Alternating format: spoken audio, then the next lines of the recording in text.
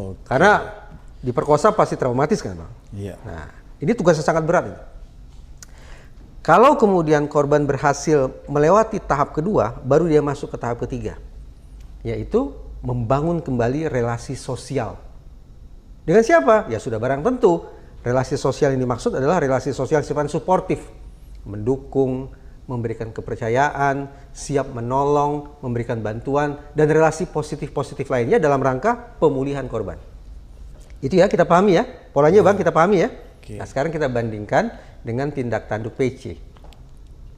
Dari pemberitaan di media, PC mengatakan kurang lebih sesaat lalu dia mengaku diperkosa oleh Yosua. Tidak butuh berapa bulan kemudian, tidak butuh berapa minggu, tidak butuh berapa hari, tidak butuh berapa jam, hanya dalam hitungan menit, kemudian orang yang mengaku sebagai korban perkosaan justru minta dipertemukan dengan orang yang dia sebut sebagai pelaku perkosaan. Oke. Loh, apa salahnya? Jangan-jangan ini membangun relasi sosial kembali yang tadi saya katakan, tahap ketiga. Harap diingat, trauma akibat perkosaan itu proses pemulihannya tidak sekejap mata. Ada waktu yang Ada waktu. Bahkan tidak jarang korban yang maaf kata akhirnya menyerah dan memutuskan untuk mengakhiri hidup mereka. Penanda bahwa ini adalah trauma di atas trauma. Nah, sekarang mari kita bayangkan. Kira-kira adakah kemungkinan orang yang sesaat lalu diperkosa, mengaku diperkosa, beberapa menit kemudian langsung masuk ke tahap 3 pemulihan, yaitu membangun relasi sosialnya kembali. Dengan siapa? Dengan orang yang dia sebut melakukan perkosaan itu. Masuk akal tidak? Bagi saya tidak masuk akal. Kembali tanya, probabilitasnya bagaimana? Kemungkinannya bagaimana? Oh, kalau bicara kemungkinan memang tetap ada kemungkinan. Tetapi begitu kecilnya kemungkinan itu sehingga dari sisi keilmuan kita punya landasan, punya pembenaran untuk mengesampingkan, menihilkan kemungkinan itu. Karena sekali lagi ternyata tindak tanduk orang yang mengklaim sebagai korban justru bertentangan dengan profil korban yang menuju proses pemulihan. Nah, paling tidak sudah ada 2 dasar nih Bang bagi saya untuk sanksi terhadap kebenaran atau klaim bahwa sudah ada terjadi perkosaan. Baik itu di Duren 3 maupun di Magelang. Oke, kalau begitu, kalau menurut kacamata Bung Reza, sesungguhnya apa yang terjadi? Percintaan? Begini, sejujurnya nih Bang, saya ingin mengatakan bahwa saya tidak begitu yakin ada kontak seksual. Saya ingin mengatakan begitu pada dasarnya. Tetapi Kapolri dalam rapat di Komisi 3 DPR sudah memberikan opsi. Ini kalau bukanlah pelecehan, ini perselingkuhan. Oke. Kalau pelecehan sudah jelas tidak. Kenapa? Karena diksi yang dipakai oleh terdakwa FS dan terdakwa PC bukan pelecehan, melainkan perkosaan. Perkosaannya. Kalau kita baca Undang-Undang Tindak Pidana Kekerasan Seksual, Bang, Abang pasti tahu lah. Pelecehan dan perkosaan itu dibedakan. Sangat. Jadi tidak bisa dipukul rata. Dan sekarang sekali lagi yang mereka gunakan istilahnya adalah perkosaan. Nah, sekarang saya mau memilih nih. Dari 2 opsi yang dikatakan oleh Kapolri, apakah ini pelecehan ataukah ini perselingkuhan? Ya. Tadi saya katakan, sebetulnya saya tidak yakin ada kontak seksual. Tapi kalau dipaksa bahwa narasi kekerasan seksual itu harus tetap ada, oke, saya ikuti. Saya ikuti paksaan untuk mengikuti narasi tersebut. Apa yang terpikir oleh saya? Kembali relasi kuasa. Ada mendiang Brigadir Yosua, ada PC. Diterapkan teori relasi kuasa, justru boleh jadi mendiang Brigadir Yosua lah korbannya. Karena dia adalah sosok yang representatif ketika kita bicara manusia yang submisif, inferior, lemah, powerless. Dia justru korbannya. Korban pemerkosaan. Kalau dianggap sekali lagi harus ada peristiwa kekerasan seksual di situ.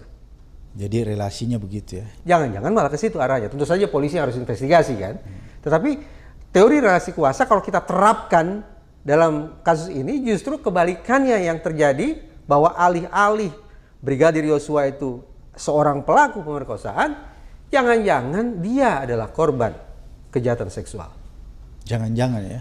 Ya.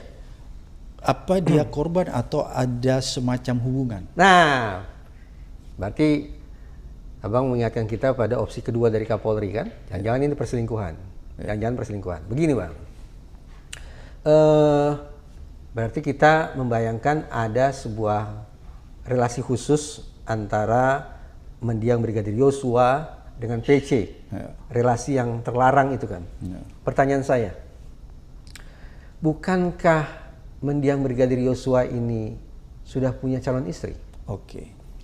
Bukankah mendiang Brigadir Yosua ini sudah punya rencana untuk menikahi istrinya? Oke. Bukankah rencana ini sudah diketahui oleh dua keluarga besar?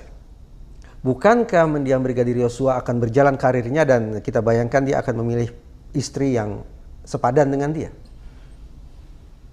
Jadi kalau kemudian dia katakanlah berselingkuh, pertanyaannya, relasi seksual semacam ini sungguh-sungguh berdasarkan mau sama mau, setuju sama setuju atau tidak sesungguhnya?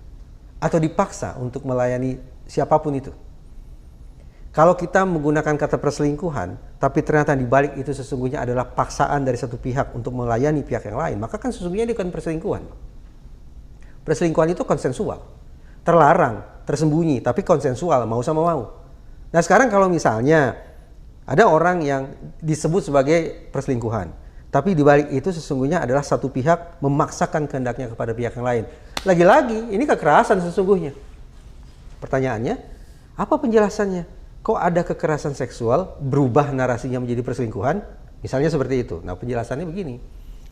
Ini adalah salah satu contoh false accusation, tuduhan palsu, tuduhan yang mengada-ngada. Tipenya adalah relabeling, Tuduhan pemberian palsu. label ulang. Bahwa misalnya nih, ada sungguh-sungguhlah ada perselingkuhan, tapi kemudian bocor ini, skandal ini bocor kemana-mana. Lalu dalam rangka menutupi aib, agar pasangan tidak murka, agar reputasi tidak jatuh, maka di-relabel, diberikan label baru bahwa ini adalah entah itu perkosaan, entah itu pelecehan. Intinya adalah dari yang semula relasinya sejajar diubah menjadi relasi menguasai, satu pihak menguasai pihak yang lain. Nah, apakah kemungkinan itu ada? Apa yang tidak, sekali lagi dari perspektif keilmuan, pengetahuan saya membuka kemungkinan itu, bahwa adakah ini situasi relabeling? Kalaulah dianggap perselingkuhan itu ada, tapi perselingkuhan ini diberikan nama yang baru, dibangun narasi yang baru, yaitu sebagai kekerasan seksual. Tapi sekali lagi, kalaupun perselingkuhan itu ada, patut untuk kita cari tahu, ini sungguh-sungguh relasi yang mau sama mau, sama-sama berkehendak, yang sejajar, atau satu pihak yang memaksakan pihak yang lain. Kalau abang lihat sendiri, ini satu pihak memaksa pihak lain ya? Paling tidak karena Pak Kapolri sudah mengatakan pelecehan atau perselingkuhan, ditambah lagi dengan pengetahuan saya yang terbatas Bang, tentang false accusation, tipe relabeling, maka paling tidak saya punya dasar keilmuan untuk membuka spekulasi itu. Oke. Ini kan menarik juga Bang Reza ya. Banyak saksi-saksi yang dihadirkan. Tadi kalau kita bicara itu kan ada terdakwa yang kita ragukan keterangannya. Yang seolah-olah itu keterangannya dibalik ya. Hal yang tidak ada menjadi diadakan, begitu pula sebaliknya. Begitu pula saksi-saksi kalau kita lihat ya. Kira-kira kalau menurut Bung Reza dari kacamata psikologi forensik, saksi-saksi yang menjelaskan keterangan-keterangan, khususnya saksi-saksi yang berada di pihak Sambo, apakah itu bisa dipertanggungjawabkan atau justru keterangannya itu meragukan kalau kita lihat dari kacamata ilmu psikologi forensik? Dari sudut pandang psikologi forensik ada daftar barang-barang atau benda-benda atau hal yang bisa merusak proses penegakan hukum. Ada barang yang berpotensi mengganggu proses persidangan. Ada barang yang berpotensi mengacaukan proses pengungkapan kebenaran. Sekian banyak daftarnya. Sayang beribu sayang,